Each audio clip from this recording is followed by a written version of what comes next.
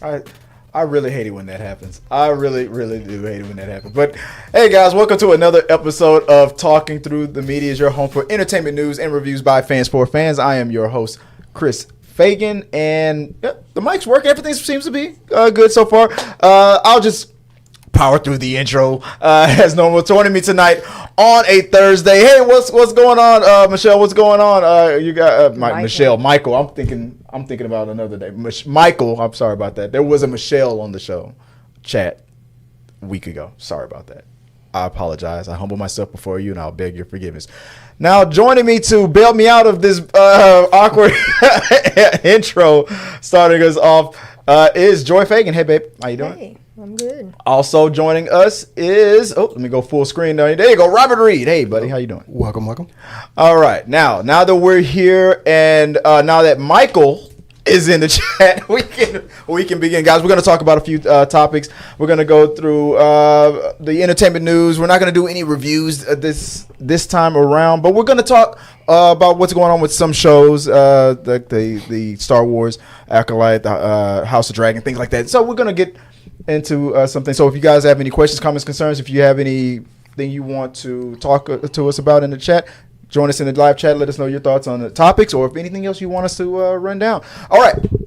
With that out the way, I want to just fire off real fast, guys. Real fast. So I was just talking a little bit about this with you, Robert, about how in the fandom or the fans world, where us as film fans or as TV fans, we get really nostalgic over some characters, especially when a movie or a TV show that comes out is beloved and is well received, and people are like, that guy is the only person in the world who could play that character. That woman is the only person I could see playing this character. For example, Robert Downey Jr. Being cast as Iron Man. I was an example, but we knew that one of the people that was on the short list to play Iron Man back in the day was Tom Cruise. Things like that.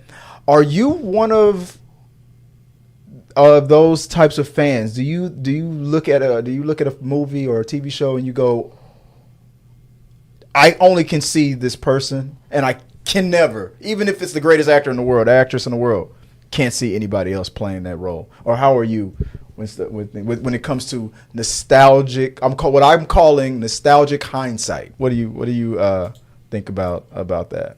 I think it definitely, when you watch a movie and you enjoy a character, you really invest, and that becomes your guy, and you really want to champion their success and them in that role, and you start looking at someone else to fill those shoes, and it does feel awkward. It may not seem like a good fit. The casting process in general is very complex. There's so much to keep in mind. Who makes that decision? Who gets cast in the role? A director, a producer, a studio requires an actor, budget concerns. So there's so much that goes into that to think about, who lands in that role. There are some that I've seen, when I look and see, oh, this person was up for running on that role as well. There's some that I see, I'm like, okay, yes, that person could have slipped into that role and been successful. Right. And then there's, there are some where it's like, you see the person really knocked it out of the park. Right. And there's also, there's movies that I've watched where I was like, yeah, I'm not a huge fan of that casting for that role. And someone else could have maybe pulled that off a little bit stronger, done a little bit better character. Right. What about you, Joy? What do you think about nostalgic hindsight? Do you have it? Are you the type of person that goes, that's my gal, that's my guy for that role, or I couldn't see other people in it? I mean, like, I obviously, you have roles and you're like, I love that person in it, and I wouldn't want it another way, but I don't have a problem seeing, saying, well, I could see that probably would have been all right. Yeah. Because I think it kind of ties into the same problem that we have today with when someone passes away and we don't want to I was recast. literally just thinking about like Chadwick Boseman and stuff like that. Yeah. Oh, no one else can do it? Yeah. Because why? Or when just in a lot of times we see it more in TV shows when someone says, you know what, I have other things I want to do in my life and I'm done. And instead of us just saying, we weren't done telling the story of this character, so we'll just find someone else to replace. We feel like the only answer is we got to kill them off or write them out of the show or whatever. And it didn't used to be that way. Like shows routinely, someone left, we just replaced them with someone else, and we put across Interview with the Vampire. We put across the screen. Please note this season, XX character is now being played by this person. And, so we did replace them. It's the same character. And they used to do that in TV shows a lot. And now we've suddenly decided, nope, no one else can do it. Yeah. It has to be that person and no one else. Especially when someone dies, especially in that situation, people feel like when I remember when people were saying that Heath Ledger, for example, that when he was announced that he was playing the Joker, and I was a Brokeback Mountain guy, no way, it's gonna be so terrible. But when we saw the performance, especially after when he passed, now people were like, greatest Joker in the world, no one ever could play him. And then when Jared Leto played a Joker after, it was like, see, no one's ever gonna be better than Heath Ledger. But I mean, Jared Leto is an Oscar winner.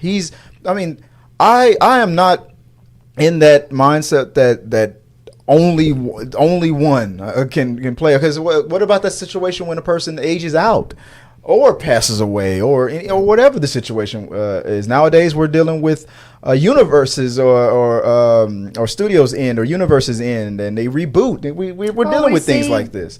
We see actors and actresses who maybe start a TV series or a movie at a young age and suddenly become huge, and then they're like, I don't want to play it anymore. I have other things. I'm being cast in everything, and I don't want to do this anymore.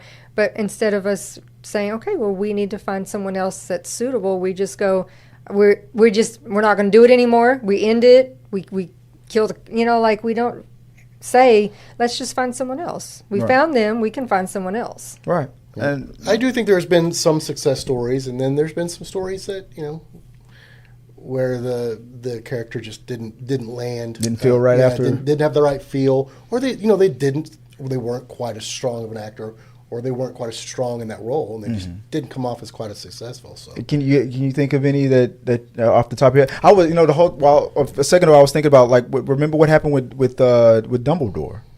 Everybody was upset when they heard that he was going to be recast after his, the original actor's passing. Obviously, it had to happen. I mean, the man passed away. But when it happened, it's I don't feel like the movies lost a step. I thought that was a successful transition. Absolutely. Yeah. And it kept. It's like, why would you want to rewrite the story to say like maybe that Dumbledore passed away, or it's like I'm retiring, I'm not going to be, because it's gonna hurt the story. I think we enjoyed the new casting for Interview with the Vampire. We thought they did a very good job. I felt like that young lady. Maybe I'm in the minority, but I almost don't even feel like it was a different person. Both of those actresses did such an outstanding job. I didn't even feel the recast. I just felt like it just kept. I would have to go back and watch season 1 to go, oh yeah, that was a different. She did such a good job fulfilling the role. I didn't feel it. Like back in the day, Bewitched. There's 2 different. That's a good example. They did such a good job casting that it is very hard to. They look the husband, similar. right? Yeah, they look very similar. It's very hard to tell the difference. I've heard about that. I remember that. You're like, wait, what? Well, let's go. Well, while we're talking about this, let's go down the list of some of these actors and actresses that have been in this situation where it's like they almost played these certain key roles. And if you guys in the chat, if you have any examples that we do not cover, let us know in the comments, or just at all, if you want to just write down some actors who almost played certain characters that you think would be an interesting to add to the conversation. Let's run down real fast a few of them. Let me put you guys up on screen again real quick. Let me start. Get your thoughts on it. Starting with here we go. Number 1. Here was an interesting conversation right here. Yes. Edward Scissorhands was almost played by Tom Cruise.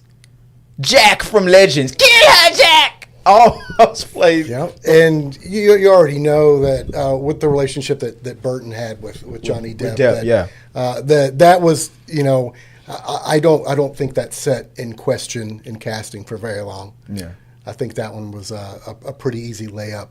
But think of the hindsight. But at the time, especially in the mid or early '90s, if Tom Cruise would have played the character, and if he would have done it just as good or even a better job, would we be saying that? I mean, Tom Cruise has done great acting, so I don't doubt his abilities. It's just very hard to picture it in the terms of, well, it's in this particular instance, it's really, really hard because we don't really see Tom Cruise ever do weird, like eccentric, crazy. Johnny Depp's known for that. Right. But to do really weird roles like that, that's not his forte. Until his career took a bit of a dip and he needed a what's the good word, like a boost to his career, and then Les Grossman graced the screen. I don't know if you guys remember that from Tropic Thunder. I do. Mm-hmm. One of the weirdest roles he ever played, and to a point where go back and look at Les Grossman on Tropic Thunder. After seeing that, I can see Tom Cruise playing a weird character like Edward Scissorhands. So, but that's just like I said, hindsight. It's 2020, guys. So I feel like if it would have still been well received with Tim, that maybe the combo would have been Tim Burton / Cruise. Maybe instead of Burton / Depp. With that bond, maybe, who knows? In another universe, it'd be all these movies that Tom Cruise could be Jack Sparrow because of, if in another universe Tom takes all the roles that Depp did eventually play, something like that. I think Tom you just would be made people's head explode. Yeah, right. Tom Cruise playing all those weird roles because of how well he would have crushed Edward Scissorhands. That's a example of that. Going back to the first picture, I think the collage of it, Scarlett Johansson instead of is that Emily Blunt? Yep. Emily is that for Black Widow. Black Widow, yes. What do you think about that? I mean, I love Emily Blunt, so. That's a character. That's one of those casting roles that I think could have been successful. Either or, right? Yeah, I agree. Spider-Man, Timothy Chalamet as Peter Parker. Come on, that's. What do you think about that one? I'm not feeling that one personally. But in hindsight, if he would have got the role and crushed it, I mean, he's a good actor. He's a great actor. Some people are saying he's on pace to be one of the best. I haven't seen Dune 1 and 2 yet, so I don't know. He did really well. Great. Nicolas Cage as Iron Man? As Tony Stark? That was one that was on the list that I saw. That's, I don't know. What you like Nicolas Cage, right? I have a love you love Gone in 60 Seconds. I love Gone in 60 Seconds. But could you see Nick Cage playing Tony Stark? In his heyday back in the day, yeah. And then the next one was Dave Bautista as Drax. I'm not Dave Bautista. Jason Momoa as Drax. That's one of just like the Black Widow one. That's one I could see either or playing that one. That's just an example of that. Here's another good one that Robert brought to my attention here that I did not know about at all. Jack Nicholson. Jack Nicholson in The Godfather. He can do anything. So absolutely, he could have done it. You see that one? I think that one could have done just as well. However, the funny line from Jack Nicholson when he turned down the role was Indians should play Indians and Italians should play Italian. I was literally about to ask that. I mean, I know he was in that movie with Leonardo DiCaprio. What was that movie? The undercover where he was an undercover cop going after Jack Nicholson's good movie. What was it The Disturbed? The Departed. The Departed. Yeah, The Departed. He was in The Departed, and I was like, "Is Jack Nicholson Italian?" I'm like, I never got, but I guess that's kind of funny. I didn't know he. I thought maybe he was Italian, and I just didn't know. And then when you said that he was almost in The Godfather, okay, maybe that he is. So you're saying he's not? He is not Italian? I don't believe so. Okay. All right, but hey, if you like it, I love it. Here's one that, babe, I think you might like. Check it out. What do you think? Molly Ringwald was almost cast in Pretty Woman. I mean, she turned it down. It would have been nice to see what all Molly Ringwald could have done. I mean, she was still at the time kind of that it girl. It's hard to picture that just because everything she has really done was I'm a sweet, innocent but girl. That's the thing that so fascinates that would have been me. Nice to see her. Like I said, it would have been nice to see her do things and see where everything would have went for her, because that Brat Pack, a lot of them just kind of fell off for a long time. I honestly think that would maybe they're right, maybe we're right about that. Maybe that's why she may have turned it down, if she turned it down, or if maybe they just thought Julia did a better job in the audition or whatever. But that could have been a whole new path for her career. Maybe not. I mean, I guess we'll never know. In another universe, who knows? But that was very interesting, in my opinion. Another one that I thought was Pacino, Han Solo.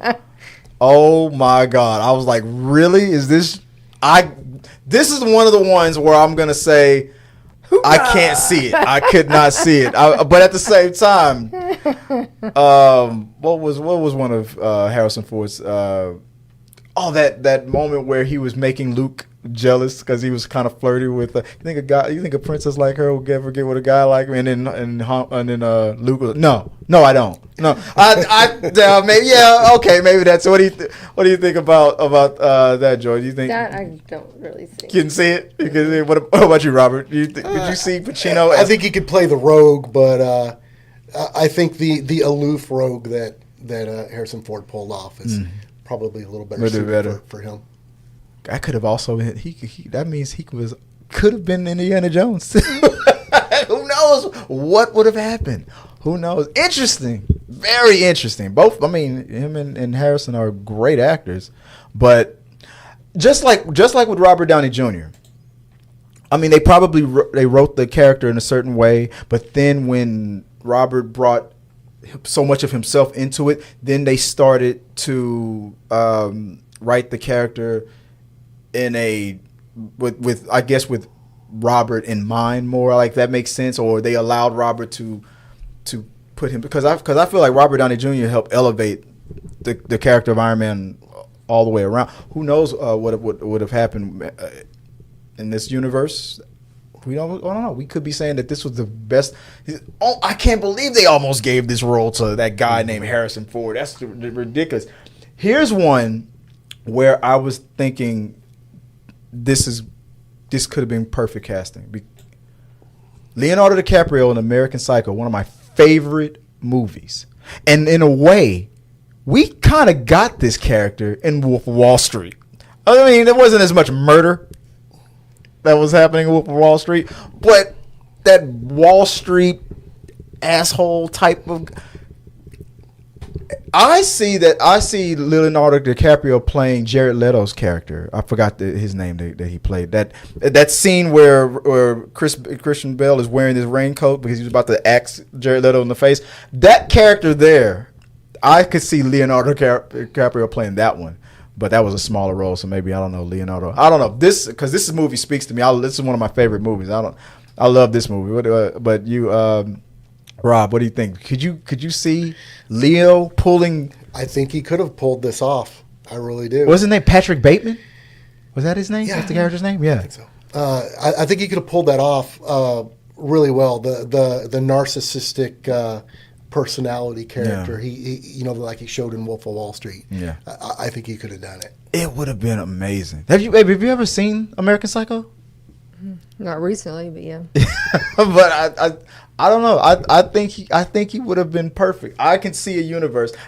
When I saw that, I was like, now I want to see that movie. I want to see that movie, or at least I want to see a YouTube video of Leo doing some of the scenes. I know we ran long on this topic, but I want to go ahead and run through them real fast. Silence of the Lambs. We almost got Michelle Pfeiffer. That's another one. And when I saw, I was like, on paper, I was like, either or. I'm glad with what we got, but I could see Michelle Pfeiffer doing. Any thoughts or any objections, babe? What do you think? With Michelle Pfeiffer? And I like Michelle Pfeiffer, but I don't know. Can't see it? I don't know. In hindsight, could have been the best role. She could have been got another. Was that an Oscar win for what was her name? Jodie Foster. For Jodie Foster, was that I think so. Yeah. Um, But in hindsight, who knows? Maybe Michelle. Maybe she would have. Who knows? They just have such different acting styles. Yeah. Because I was really glad to see Jodie Foster back when we watched recently that. The True Detective. Yes, Yeah. she was so good. Yeah. Well, that's a few of them that we had in that universe. You guys, we all do it. There's these actors and these roles that we play that game with. Like, oh my God, I can't believe they almost cast such and such to play. Speaking of Edward Scissorhands, Michael Jackson was on the short list of that, is what I saw. Even in the stuff that hasn't come out, when they're about to cast.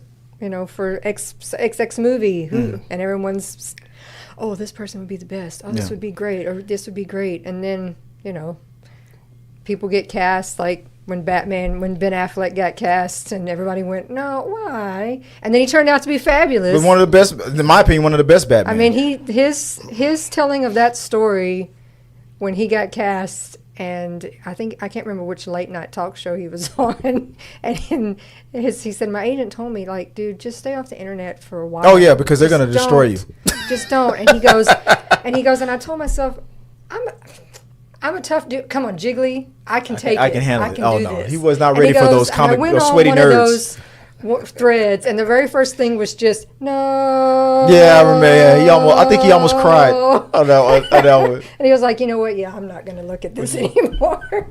And we have seen, enough fan fervor for characters for people to get cast in a role that it materialized. Multiverse of Madness. We the fans demanded it, and Kevin gave it to us. What was it? What's another one that you can think of? Patrick Stewart.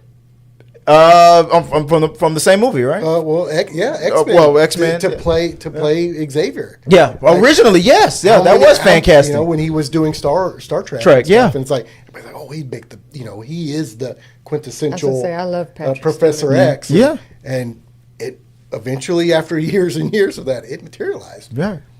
Yeah, I mean, and like I said, guys, hindsight is 2020. But some of these roles, there's just some roles. I guess we can go and let me know in the comments. What character are you like?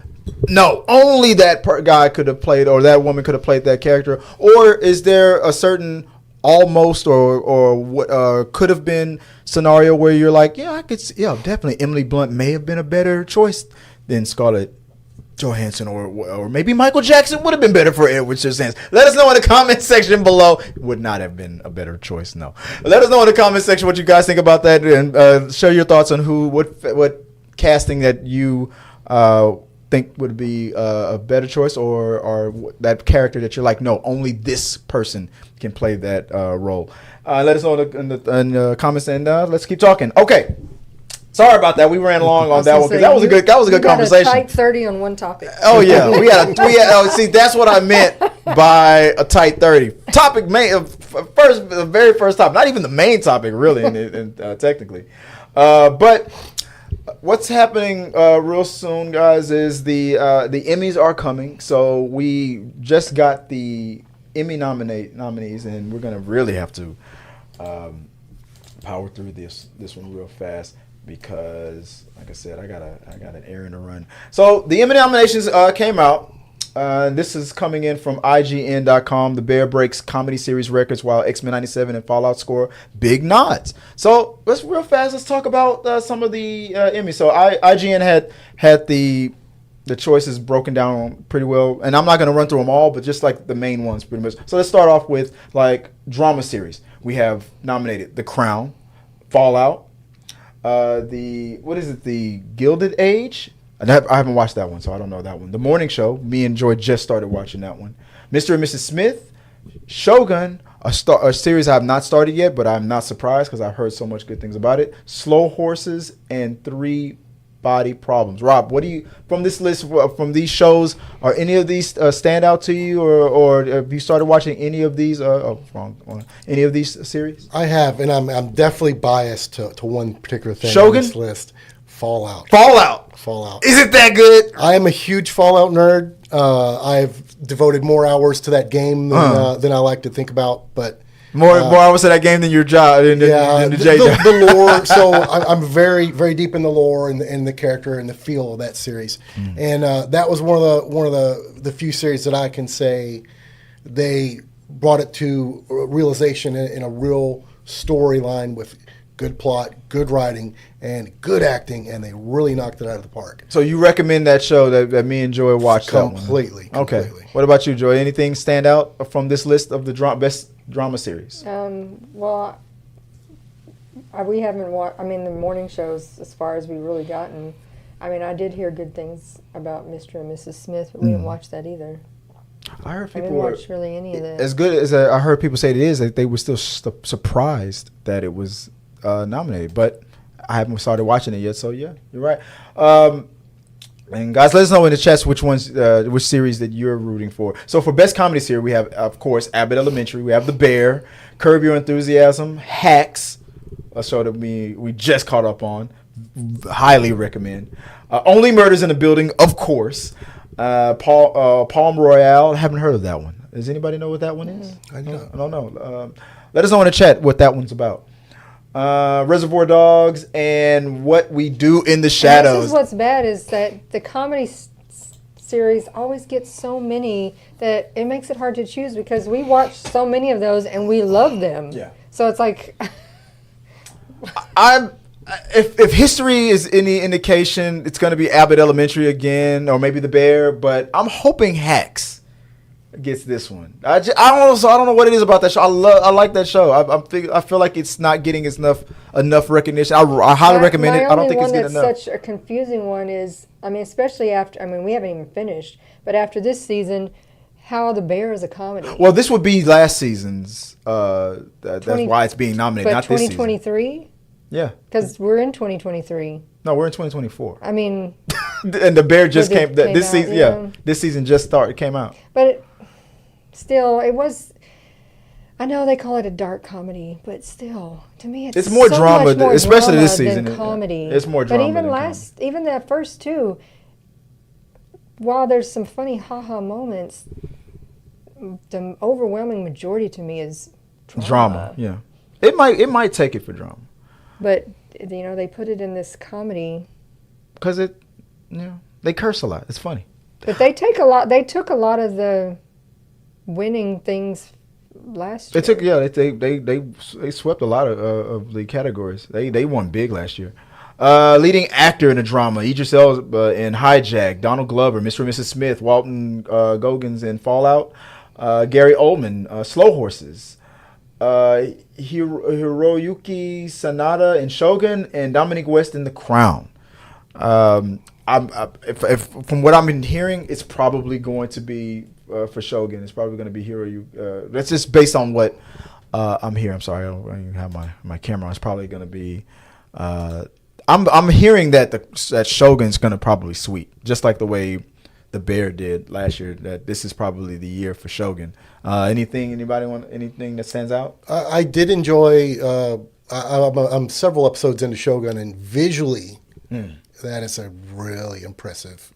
Originally started as a limited, was really supposed to be a limited series, but then they decided they were gonna make it a regular series, and I heard that all the other shows were like, fuck, that means they're gonna take all the damn awards now because if they would have just stayed in the limited, they would have only been nominated for one thing. But now that they're a regular, there's gonna be a season 2 and season 3. Now they're coming for those awards now. So they're gonna be duking it out. They're gonna be duking it out. Hey, They're armed. Supporting actors in a drama series. We have Mr. Asano. Is it Asano and Shogun? Billy. Let me switch cameras here. Crudup in The Morning Show. Mark Duplass, The Morning Show. John Hamm, The Morning Show. Hira in Shogun. Jack Lowden in Slow Horses, and Jonathan Pryce in the Crown. I haven't seen all of them, so I can't really give my thoughts on most of these. And just let's see if we can find a category. To stop me if you want me to talk lead actor in a comedy. Anybody, any thoughts on that? Because we don't have time to go through them all. Mm-hmm. I mean, I'm sure is Jeremy Allen White up again. Writing of a comedy series. We have Abbott Elementary, The Bear. Girls Five Ever is nominated. Hacks is nominated. And see, I tried to watch that Girls Five Ever. I haven't made it far because I'm like, dear God, what is... I kept hearing, this is the best thing ever. And I'm like, You're just not feeling it? Is it though? No. Okay. So we got maybe I hadn't made it far enough in, but... So we got some nominees and stuff. I feel like it's going to be another one of those years where it's... Well, the big dog like The Bear, Shogun, they're going to probably be the ones sweeping the most of it. And there's maybe a few surprises here and there. I hope maybe Hacks might take it for writing or supporting or something like that. I don't know. I haven't seen them all, but now talking to you, Rob, but after your recommendation on Fallout, I'm thinking after we finish catching up with, what are we on right now? Right now, Joey, we're watching the morning show. Morning show. Well, after we finish with that, we're in the middle of Bear. We didn't. After we finish one of those, I think the next one, if you don't mind, let's go. Let's start off with Fallout. Let's get on that, and then after Fallout, then Shogun. Because we have a lot of finales coming up, so our schedule, like Evil's ending. Ooh. We have that's about to end. Yeah, where's Evil? There's no and because this season they have been. There's your snub right there. Evil should be on here somewhere. Even X-Men '97 for an anime series is getting a lot of love, and I'm looking forward to seeing. I'm glad that they are getting the love for that. I'm hopeful. I heard people are saying that there's no chance for them to win because, especially for best animated, because and I'm not gonna lie, I've seen both of these. Blue Eye Samurai and X-Men '97 are my two, some of my favorite series from last year, or for this year, last year. But as much as I did love X-Men '97, I'm gonna admit it. I think Blue Eye Samurai is the best one. I have not seen it. As much of a enthusiastic recommendation that you just gave for Fallout, I would give that exact same passion for Blue Eyes. You must watch that one. It is not just. I sort of wish now that they would have made that live action. After there were some scenes and some moments where I forgot that I was watching an animated series. It was so well done. It felt real in a lot of scenes. But I don't know. That's just me. As much as I love X-Men '97, I think Blue Eye is going to destroy on that animated character. But I might be wrong. I don't know, guys. If you think that. Tell us what your picks are for the Emmys, if you're even interested in the Emmys. What do you think about Best Animation, Comedy, Drama, all these nominations? And let us know which ones you're looking out for and what you recommend that we should watch. And recommend to everybody else in the chat, too, what your favorite series is right now or what you need to catch up on. And let's keep talking about that, guys. All right. Now, real fast, let's move in. Now, we're going to go real fast on this one. A segment that I haven't done in a long time. It's called Hot D. We talk about it every now and then, and I'm afraid to push the button, but because I would have. Well, no, the soundboard was working, right? No, I don't want to mess it up. Where is it? Where is it? Is it there? Here we go. Let's see if it works. Dragon Daddy. There we go. Dragon Daddy. Hot D. This is the season finale. No, we haven't gotten there yet. It's not there yet. Well, what do you think is up? All right, Rob, are you watching House of Dragon? I only got like one episode in, and then I've been kind of stalling so I could binge it. Okay. So you're gonna binge that one? Yeah, I'm a little behind. So. Oh yeah. I mean, I think everybody this week was like Damon's. Him and his crazy dreams. Yeah, well, that's all we'll say on that one. And this past week's was one that everybody went, "Excuse me." Excuse me? Even on the slower episodes, there's always a scene here and there. I'll tell you what, there's one episode, Rob, that I don't know if you heard about it online or not, but the phrase, the term "hot D" was earned in one episode. You've heard about it? I've heard. Oh, I was so shocked. I'm like, this isn't Skinamax. What is this? Really, right there in your face, in her face. The shock and awe. The shock They and got you. the hawk to and all. It was ridiculous. We had to go the whole hangover route, jumping out of the trunk, basically. Oh my You're goodness! like, wait, what? The D is hot. The D is high. Here we go. Dragon Daddy. Dragon Daddy. Another show that we're watching right now. Let's still haven't done this segment in a while. The force feed. Anytime I talk about Star Wars, I'm gonna force feed you my nerddom. Have you caught up to the Acolyte? No, I'm one episode back. One episode back. We won't talk much about the finale then for you. Joel, what were your overall feelings about the Acolyte? I don't hate it. Mm-hmm. There's just, I don't know that they'll even get the chance, but there's just, it could be great. Mm-hmm. There's just so much room for improvement. Yeah. Are they going to do it? Are they going to get a chance? I don't know. Based on how it ended, do you want a season 2, or do you think it's okay either way? I feel like because we got a lot of unanswered. When it was done, I was like, we're done? Yeah. I wasn't like It felt like it was just starting to pick up at the very. I hated the. I got questions. What's going on? I could have seen this as people say this would have been a better as a direct to Disney Plus movie. I agree. This could have been a better film instead of a series, but the people who hate it, I get it. But the people who are just hating it online just because they know the clicks are easy, I mean, come on, just. It's like I can understand get over the yourself. frustration that the writing is really bad, but the premise and a lot of the stuff the good stuff that we kept getting, it's like, it's there. You really just need someone in there to really put in some better meat to it so that we can see what it could be, because it has potential. Yeah, From where you're at right now, Rob, what are you thinking? It had some bright spots. I mean, there was some really interesting scenes and some interesting videography and camera angles that I really enjoyed. That I thought really were done really well. Yeah. I think that some of the I'll agree, some of the writing and some of the lines could have been tweaked and didn't necessarily resonate with the public or me. But I mean, I wanted them to. I want them to do better. Yeah. And I don't know that they're going to get a chance What's to. the sound? Here we go. I don't like that. I mean, you got to add a new button for Sith Daddy, because The Sith the ladies went Yeah. nuts for. No, Premiere. the ladies. You mean you?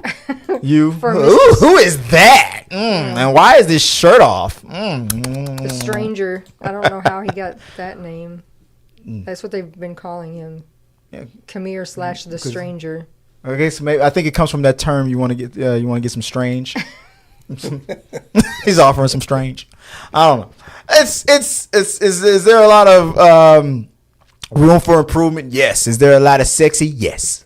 So it's I don't hate it. I enjoyed it, and I feel like this is one of the most talked about. I feel like people are talking about it whether they love it or hate it more than all the other shows, like Kenobi and some of the other shows. I mean, this one I was able to watch.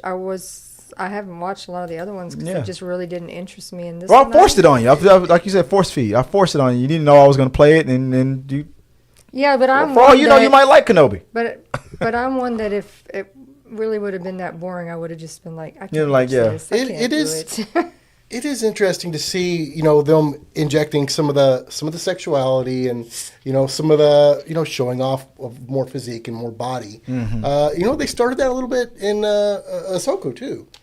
Like they had scenes where they had the girls turn around and the camera angle was just to see their butt. Yeah, there was no doubt about it. That goes against the notion that Disney's gone woke. No. There's butts. There's butts. There's plenty of butts. And sexy chests.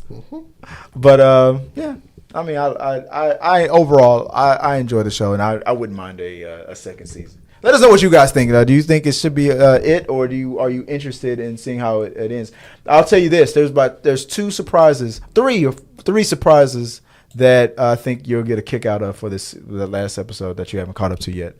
And I haven't read much on Twitter or on social media about people's thoughts on it, but I'm curious to find out what people thought about those 3 surprises. I mean, I thought the finale was one of the better ones. I needed a few more minutes you didn't answer everything for me. Yeah. Especially knowing that we might not get another season. I was like, I have questions. I feel like in this situation, if you as a director or the show runner have to do so much explaining after every episode, then you probably failed as far as the execution of it in that episode. I mean, if you have to come back on social media and go, no, what I meant to do here, I'm not trying to take away from Anakin because these 2 girls are not as powerful as Anakin. If you have to explain it after the fact, then that means you failed explaining it in the actual show. And so I will give the detractors that.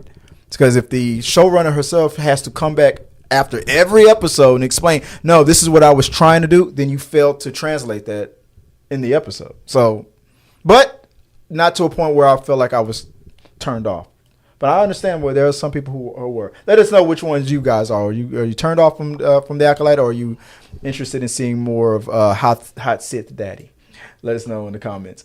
All right, let's get down to real fast the headlines. Real fast, babe. What do we have first on the headlines, Joy? From NBC News, The Boys has to add a disclaimer to the season finale after our Trump assassination attempt. Yeah.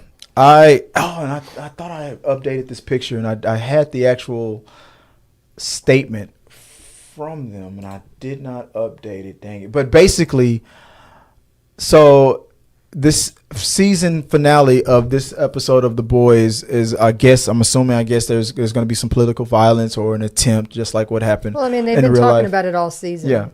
The Exactly, plan, building up to season it. Yeah, so been about this. so the Boys showrunners had to make a statement announcing that no, we've already had this written way before the events that happened over the weekend against Trump. This stuff was shot. Way before this ever happened. Probably now it's But been you a know, year. with the It's been a long sensitivity time of it, ago. you know that his supporters and all that are gonna just accuse anybody who makes any Well, kind of statement or joke or The whole anything about it. season, people have been in the comments. Woke. Yeah. Oh, So- it was a good show, but I don't like it anymore. Yeah, but we don't know. But we don't. But I think it was a good idea for them to make this the statement anyway, just to let you guys know. No, we were not predicting like the Simpsons predicting something like that. No, we had this already in the cards. What about you, Rob? What do you think about the statement that Amazon felt like they had to make? I think partially it's interesting considering all the shock and awe that you get out of The Boys and the crazy morality things that you see on there. Right. That they now have to post a disclaimer. Yeah. I think for the seriousness of the issue, and to keep themselves out of any hot water for it. Why not? Better safe than sorry. Yeah. I mean, they don't put a disclaimer on the gore and stuff anymore because, it does have in the corner. There will be a screen. dick that's gonna wrap around your neck Well, no, or but whatever. just like a lot of shows do, it puts on there in the corner when the credits are, when it's coming on, and, it says what she said. adult violence, gore, nudity, Yeah. language, blood and gut. Like, it puts that all on there to let you know this is what this show, like, just like they do for a lot of. You know what disclaimer I'm a fan of? Are the show that we're watching, Evil. I love the disclaimers that the we little crack jokey up disclaimer. every week Every at that. episode because last season they used to joke that if you have to watch the intro because if you hit the skip button you will be haunted. That's all it would say. This Every week episode, it's a new one every week. every episode it was always say if you skip the intro you will be haunted. This season it says something funny and new. Last week it was what? You're allowed to skip Netflix intros. It said something about like don't go swimming or something after. If you skip this intro, don't go swimming for like 30 minutes or something like that. It's like silly. I think last week was it's okay. You like still you don't skip this intro, but if you skip Netflix intros, you will not be haunted or something like they're getting weird. funnier and funnier with their disclaimers. It's stupid, but it's funny. What if you were the marketing guy that come up with that idea? Look at the engagement that they're getting. Yeah. That was nobody'd ever thought to use that as an engagement tool. Whoever that marketing person is deserves a raise. He's brilliant because it scared me so much. We have to this day never skipped the intro. We watch it every time. Never. We are, because it's not that bad. It's not that boring of an intro. It almost reminds me of not Homelander. John Cena's character, that TV show DC. Peacemaker. That intro is awesome. I'll watch that one all over and over and over again. But it kind of gives me that vibe. It's like I'm just gonna listen. It's just all it is a violent and these weird hands that come up out of the milk or something like that. It's weird, but I don't skip it because I don't want to get haunted. But anyway. I mean, I'm really, really hoping that another network picks them up because they don't want. This is the season finale. Yeah. Because Paramount is. Yeah. Changing everything. First it was on network TV, then it went to Paramount Plus. I don't know. I think I'm hoping so too. But I think this might be the end of it. Everybody on the show is very much like we're definitely want to keep going. So we hope someone else wants us because they have good numbers and whatnot, and it's been a good show. Yeah, it's good content though. But someone will start a bidding war on it. Yeah. Someone will get it. Hopefully. Pick it up. What's the next headline, babe? From Variety, the Rust Armorer wants the conviction overturned after Alec Baldwin's case collapses. I read a little bit about this one because during Baldwin's case, the prosecution purposely withheld evidence that they were supposed to. Everybody has the constitutional right to defend themselves properly in court, and the prosecution is supposed to present whatever evidence that they have that they're going to throw at you to try to put your butt in jail. So you're allowed to have a proper defense against it. They purposely withheld like the live rounds or whatever the situation was. Because they thought it was going to hurt their case, so they purposely withheld it. They actually told the cops to purposely misfile it. And then when the judge found out, oh no, this is dismissed with prejudice. Alec Baldwin cannot even be charged with this anymore. This is done. So the armorer, who in my opinion is the mostly to blame because it was her job to assess the because you can't, for all those people that are out there that are saying as a gun person, it's always the person holding guns responsible. There are so many rules and laws in place for why actors are not allowed to be the person checking the gun. They are not qualified to do that. That's why you hire an armorer to give the all clear for these things. And that's the person who is the one who took the blame for it. But this development, my question is this. Because Alec Baldwin's case was dismissed, do you think she deserves or do you believe she will get a retrial or a mistrial? Withheld from her case? That's the question. That's what either way, because in my opinion, either way it goes, she's the person who was responsible to confirm that these guns were not live or not capable or not that bringing. In my opinion, it would hurt her case because it just proves that live ammunition was on set, which was her job to keep away from the set. So I'm trying to understand, and maybe because I'm not a lawyer. It's just because in her mind, she's like, well, if his got dismissed, I might look at it again too. What about you, Rob? What do you think about this? Have you looked into Alex's case a little bit? Vaguely, but it is a horrible accident. It's very unfortunate. It goes to show you one of those jobs and roles where any lack of attention, any loss in focus can result in the death. Something like this, yeah. And it has changed Hollywood, far the better. And generally as far as trigger discipline and safety awareness. I think it's made a huge impact, and it made things a lot safer. As far as I didn't keep up with a whole lot of her trial as far as what the evidence was that really laid out that showed her as being at fault and all that. That's up to the lawyers to see if they've got a case for an appeal. It was an accident. If she, right, no one intended for that. I mean, I didn't even. I know that she got. Is she going to jail? Oh, she's already been convicted. But I mean, is she going? I think she's already in jail, in prison. Hers has already been done. Alex was next, but because I don't really know. Like with his case being overturned, a very large nursing case that's from like a year or two ago, where the nurse was negligent. She made an error and the patient died.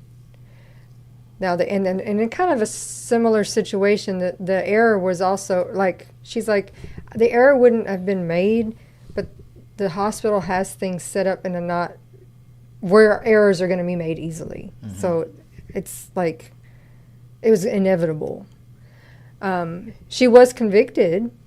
She lost her license, but she was not, when they make their sentencing, she did not go to prison. Right. She can never practice as a nurse again. She had some other stuff she has to do and fines and whatnot. But like the family also didn't want that either. They were like, we truly know that this is was an accident. We don't feel like there was anything malicious or that she is a bad person. Yeah, but that's not. So that's what not I'm the case. saying, I don't know. I didn't hear what her sentencing was because there's a big difference between you did mess up. Yeah, either way it goes. So somebody had to be held accountable. You don't ever need to be doing this again. Maybe you need to pick a different career. Maybe fines. But I don't know that you need to be in prison for when it was an accident. It was not like, oh, I'm trying to kill somebody or unalive. Well, you'd hate to see if they were trying to make an example of the case and take it to the full extent just for the optics. Well, the prosecution was definitely trying to do that for Alec Baldwin. They were just trying to get a high profile or an actor or somebody they felt like they were trying to make an example out of. That was determined, in my opinion, multiple times. But as far as her, Miss Gutierrez, I believe is her name. That was 100% her job, was to clear and making sure that these props were not capable of doing what that prop did. It was 100%. So the negligence and if you look into the case a little bit, that there was, I guess, reports of like a lot of horseplay that was happening around there. People not taking things seriously, and that she was not trained up. The term Nepo baby came up because her father's a very famous armorer in Hollywood, and is that how you got the job, and things like that. At the end of the day, whether she gets it, like you said it perfectly, Rob. That's on her lawyers. If they feel like they have a case to overturn based on the how it played out for Alec Baldwin, and if that's the way it comes out, that's the way it goes out. But I don't know. Let us know, guys, if you are keeping up with that story. Let us know what you guys think about that. Let's move on. What's the next headline that came up, Joy? From Forbes, singer Ingrid Andress apologizes for the national anthem. Says I saw that she was unbelievably wasted. I'm going to give my opinion last on this one. And we'll check into rehab. What do you think about that, Joey? What do you think? You buy it or sell it? What do you think? So when I heard and listened to it, and I was reading the comments, because I do fully understand, as a person who grew up singing and microphones and earpieces and whatnot, I can understand things being very hard to hear, yada yada. This is a cappella, though. It's not. It's not like she was being like she had music playing in the background. So when people were saying, well, sometimes things can happen and you just get off key or whatever, I was like, when I listened to it, I was like, this is not just a matter of I just got off key a little bit. She was on a whole different planet of all the the key. keys, all of them. At the same time. And then I looked at her page. You know, she's been nominated for like 4 country music Grammys or something. Weren't people asking that she turn those back in? I mean, I'm not You've into. made a mistake. I'm sorry. I'm not into country music really that much. Is that what she sings? Yeah. Oh, okay. But listening to her songs, I don't want to be mean, but she's not that fabulous of a singer to begin with. Very mediocre at best. There you go. Hey, what do you think? So I can totally see how being wasted would affect her because, you know. Yeah, you can see. What about you, Rob? What do you think about this whole? Did you hear it? I heard it. Unfortunately. I mean, Can you unhear it? That's the question. I wish I could.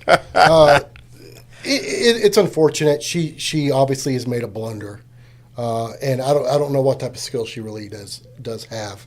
But you know, she wouldn't have just thrown this out there to admit that she was drunk and is going to get into rehab. That I think you would only do if that was actually the case. Yeah. Otherwise, you'd come up with the excuse of, I'm sorry, I didn't do my mic setup and I wasn't tone ready and had some larynx problems or whatever. Honestly, I think that would have been a better excuse. That would have been a better statement, in my opinion. She's obviously made a mistake now, and if she wish her the best, hopefully she can, if she's going to go rehab and get sober and address the problem. But this has definitely impacted this little whoopsie. Did you guys hear about how they said Fergie? This is redeemed Fergie. I know. I mean, that's what I'm saying. Because she was the last person that had This is one thing that really sticks with you for a long time.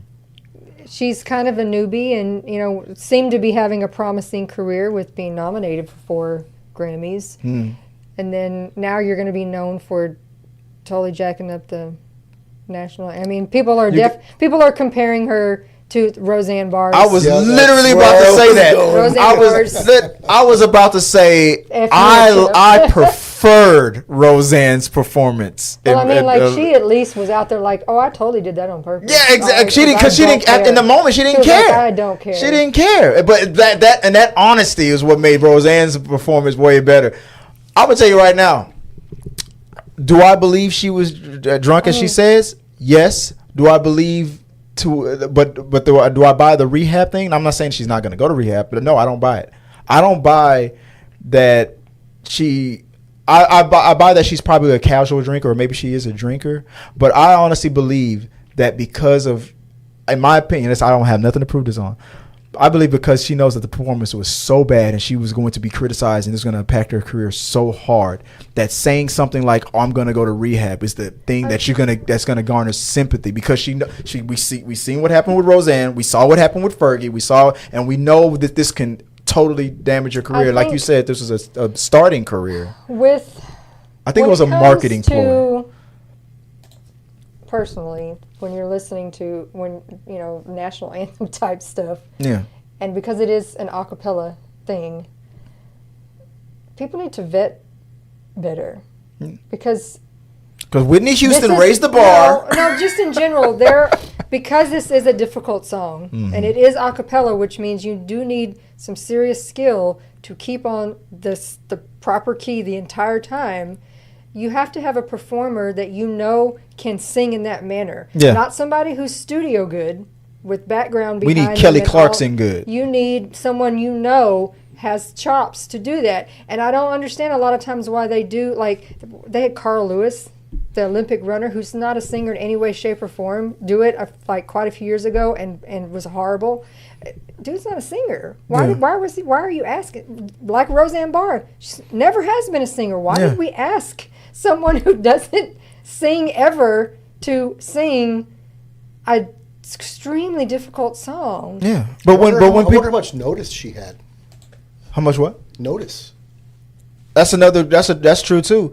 But the Jackson 5 back in the day were in a situation where they didn't even know the words and they had to study on the way and still crushed it. Well, because they have chops. Yeah, they can sing. All they had to do was remember the words, but they barely. To be honest, somebody like Fergie doesn't have chops anyways. But there's a big difference between saying I'd like Mariah Carey to sing or Christina Aguilera and asking someone who's really good just in the studio. But after Fergie had her situation, she didn't blame it on this or that or. Is she has she taken in alcohol before? Probably so. Is she an alcohol? I can't. I'm not going to diagnose her. I'm not going to say she's a liar. I'm not going to say it. I believe what I believe. I honestly believe a publicist came up with that excuse. I don't know this girl for all. I mean, I know that I have terrible stage fright. I love to sing. I need a drink or two in order to get up there and be comfortable. So I don't know if this girl was asked at the last minute and was nervous as hell and said, I'm going to need a drink or two. And unfortunately, that drink or two turned into 10 or so. it went from I just needed a little courage to exactly. I buy. Now, if that was the excuse, I would have bought that. But to say, well, I'm going to check in the I just feel like that's just something that you say to put out there because it's like, you'll get canceled for making fun of somebody who has an addiction or something like that. I mean, think of all the guys like Tiger Woods, for example. The dude got caught cheating. That's 100% bottom line with it. But because you're afraid that your legacy is going to be, you got to say the word. Oh, maybe I'm an addict to the. No. In that case, there's a lot of guys who are technically addicts. I mean, that's kind of how our testicles work. I mean, they make go get it. I mean, come on, Tiger, really? I don't know. I don't know. The skeptic in me is just not buying it. I just feel like that was a word. Let's throw that out there so we can soften the blow. We don't want to go out like a Fergie or a Roseanne, I guess. I don't know. It's just my opinion. I don't know. I'm just a little skeptical on that. Let us know what you guys think about that. Do you buy? Well, what's the last headline before we head out? From the Hollywood Reporter, the Russo brothers are in talks to direct the next two Avengers movies. In talks. It is not 100% confirmed as of yet, but in my opinion, it's going to happen. I just feel like this is going to happen. Kevin Feige was trying to get who's the director of Deadpool and Wolverine and that other Ryan Reynolds movie. Who's that director? Who's currently directing Deadpool and Wolverine? That did The Fall Guy. That director. He was in talk. I forgot his name, but he was in talks to do the Avengers and that didn't work out. So you go back to the directors who after the last two Avengers movies didn't have that much luck with their other projects, but when it comes to Marvel movies, when it comes to Avengers movies, crushed it every time. I'm talking from Winter Soldier to Avengers to Endgame to Infinity War, crushed it. Highest grossing movies of all time, right? So did I want a new director to take? I kind of did. I wanted to see if we could have got the director of Deadpool and Wolverine, that could have almost guaranteed that Deadpool was going to be in an Avengers movie. That's kind of what I was excited for. But you still got the brothers, the ones that really brought us to this new level. I'm excited. And also in that same news is that they're going from, as far as part 5, they're going into which was supposed to be Kang Dynasty. They're going into a whole different direction. Because at first we were hearing that Kang was going to be recast. Now we're hearing a whole new direction. So are they? That's the question. Okay, 1, Robert, are you okay with the Russo brothers coming back if they do take the job for Avengers 5 and 6? And 2, do you think they will totally scrub the Kang character or recast it or reduce it? What are your thoughts on it overall? I think they do. They have an opportunity to start with some fresh content and a different feel. Mm-hmm. So they're not going to be quite as constrained, I think, as they have been in the past. So I think they could pick it up and run with something new and exciting. As far as the Kang Dynasty stuff, I hate to see it drop off the map and disappear. Yeah. And no one address the missing elephant in the room. Right. So I think they could do something with it, like a pause or acknowledge the character, but now the storyline's going to take a hard left. Right. I think they can do that well, and I hope they do it. They do it in that way, and not the elephant just disappeared out of the room. Yeah, we're just not going to talk about it anymore, kind of thing. That's yeah, like that. I hate that. Yeah. This is the breakup, and now we don't talk about. We don't talk about Bruno. Yeah, so I don't know. I hope they do something interesting with it. I think the Russo brothers are exceptional at what they do. So Yeah. I think they can make it happen. When it comes to Marvel, they in my opinion, they haven't missed yet. What about you, babe? What do you think? Do you think this is a good move, or were you looking forward to them going in a different direction for Avengers, or even not even worried about it? They'll come up with something. They always do. I do hope that we start. I don't know that I want to say. They were such big hits for a while, and they've fallen off. That I hope that we kind of get back up there again.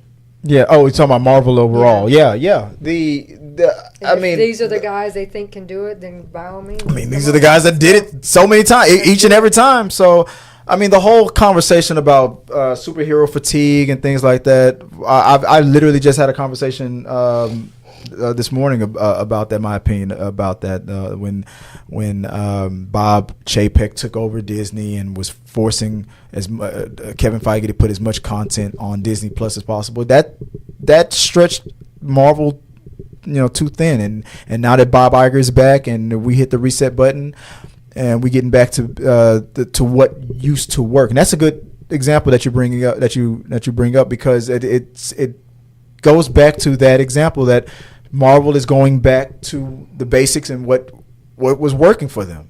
And the Russo brothers is an example of that. The two of the biggest movies of all time. You can't argue. When it comes to everything else that's outside of Marvel, you can criticize their resume on those things. But when it comes to everything in Marvel Studios, these guys are the guys. They're the chosen ones. They are the one. Box office numbers talk. They can't. They don't miss. I don't know what it is. If it ain't broke, don't fix it. I guess we need to go back to what was working. Go back to what was working. And hey, the Russo brothers were working. They can make it happen.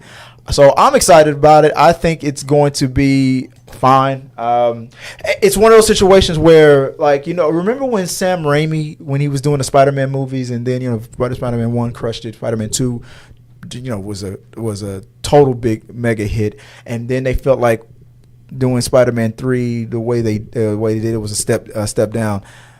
And I'm thinking it's like that situation where there's some directors where it's like when they take some time off to do other things, I think it's a palate cleansing. They'll come back even stronger and better. It's not like they did Avengers, the two Avengers movies that they did, and now they're going right into the very next thing is going right into these next Avengers movies, because maybe that would have made it stall and feel stale. But because they went off and did other things, they test the waters a little bit. I feel like maybe they're going to come back with that Rocky Balboa urge to win it again and prove that they can knock it out again. So I feel like, I'm not saying that this is going to be better than Endgame or Infinity War, but I have a feeling that they're going to be determined to give us something special. I don't know. That's just my opinion. So I'm hopeful on it. Guys, let us know what you guys think about this news. The Russo brothers returning to hopefully explain what the hell is going to happen with Kang and to wrap up this Secret Wars that we're heading towards in this multiverse. Is this the multiverse saga of the MCU? Let us know what you guys think about that. And as always, guys, let's keep talking. Now, I haven't done this in a long time. Before we wrap it up, we've already gone over an hour. you guys are probably looking at the show notes like, what the hell is this? But if you haven't heard, have you guys ever heard of raw dogging? Before you call HR, this is a new trend that's going on. Have you heard of the trend raw dogging? And be careful there. I'm going to say no. I hope. Oh, you have not? Good. Okay, Rob says yes, he has. But so raw dogging is when you go on an airplane and you are like, no, I'm not going to watch any movies on that in-flight movie. No movies on that screen in front of me. No, nothing. Just the map of the plane going from point A to point B. No bathroom break. Oh, there's different versions of it. No bathroom breaks. Some people are like refusing a meal. Nothing. No drink. No food. No nap. No sleep. No nothing. No movie. No music. Nothing. Just the plane going like that. That's the instructions, and that's what's considered raw dogging. And I think there's another version of it where you don't even look at that. You look at nothing. Just a blank screen or something like that. What do you think about this trend? Could you raw dog on a plane? Be careful now. We got up in HR department. This would be a struggle. It would make me insane. It's like I'm gonna go home all day on my day off, and I'm gonna sit in the corner of one of the rooms stare there for the Cheeto's looking at you right now like that. What's this about? Yeah, I don't want to forcefully. I don't want to torture myself on purpose. I was going to say, why? If I need to zone out that bad, I'm gonna go to sleep. Well, that's you can't. That goes against raw dogging. Nope. And no sleep. I'm not participating. You get no sleep. Hard pass. What about you, Joy? You said you couldn't do it. You gotta have your. I have zero desire to even attempt. I will be like, yeah, I fail. I'm not even trying. So like the few plane trips that we go on, I'm not gonna waste them raw dogging. There's only one type of raw dogging I'm into. I mean, after just 2 days of no power. Like the kids raw dogging into the house. The kids were losing their minds. In Houston, yeah. They were like, I need my internet. I want my MTV. Yeah. I bet everyone in Houston, after, now even looking at that. Oh, that trend is dead for Houstonians. Raw dog, and they're like, yeah, fuck that. Nope, I'll pass. I'm not trying it. I'm not even trying. I don't care. I don't know. Man, if any of you guys would do that, let me know. I think that's funny as hell. If you guys... Are you going to try to participate in the raw dog challenge? Especially since there's apparently still a few little pockets here and there that don't have power. Yeah, no, can't do it. So can you raw dog on a plane? It's kind of weird to say that. That's like I'm thinking. That's probably like I'm challenging people to join the Mile High Club. Who came up with that? Like, let's call it this. Some psycho who doesn't like movies. I don't know. That was weird. I don't know. I'm like, you could have thought of a different term. Masochist. Oh, who thought of raw dog? Yes, like let's call it this. Yeah, somebody probably trying to play on words on the Mile High Club. In my opinion, I don't know. It's fun. It's just funny. There's a Mile High Club and then there's raw dogging all on the plane. It's weird. It's funny as hell in my opinion. I don't know. Have you ever raw dogged on a plane? Spirit maybe. I don't know. But because I heard their screens, their movie screens probably don't work either anyway on those planes. Anyway, who knows? You probably forced a raw dog on a Spirit airline. All right, this episode of Talking to the Medias has been sponsored by Spirit. So, guys, let us know what you guys think of that and other topics that we talked about. And as I always say, let's keep talking, guys. Thank you guys for joining us for this tight 30-minute episode of Talking Through the Medias. Appreciate you guys, as always, for listening and sharing your thoughts, your opinions. In the comment section, guys, let us know those nostalgia characters that you feel like were destined to play these favorite roles that you watched, or could there have been another actor that could have taken in some of these roles? Let us know what you think about the situation with House of Dragons and Star Wars and Amazon with The Boys and all these other shows. Let us know your thoughts on that in the comment section below, and maybe we'll talk about it on the upcoming episode. I want to thank the panel for joining me on this episode of Talking to the Medias, starting with my wife, Joy Fagan. People want to find you online. Where can they do so? My TikTok is Viola Fagan, and my Instagram is Scrub Hats and More by Joy. And Robert Reed, if people want to find you online, where can they do so? RXR Props and Projects. Outstanding. And if you want to find me, guys, as always, it's Chris W. Fagan on all the socials or here at T3 Media Studios. Till next time, guys, have a good one. Be prepared at all time. And until next time, guys, have a good one. Thank you guys for watching our video. I really do appreciate it. Remember, you can support our show by becoming a member or a Patreon. So click the subscribe button. Don't forget to ring the bell for notifications so you'll never miss out on when we go live or post new content. Let's stay connected, grow this community together. Like, subscribe, comment, and let's keep talking.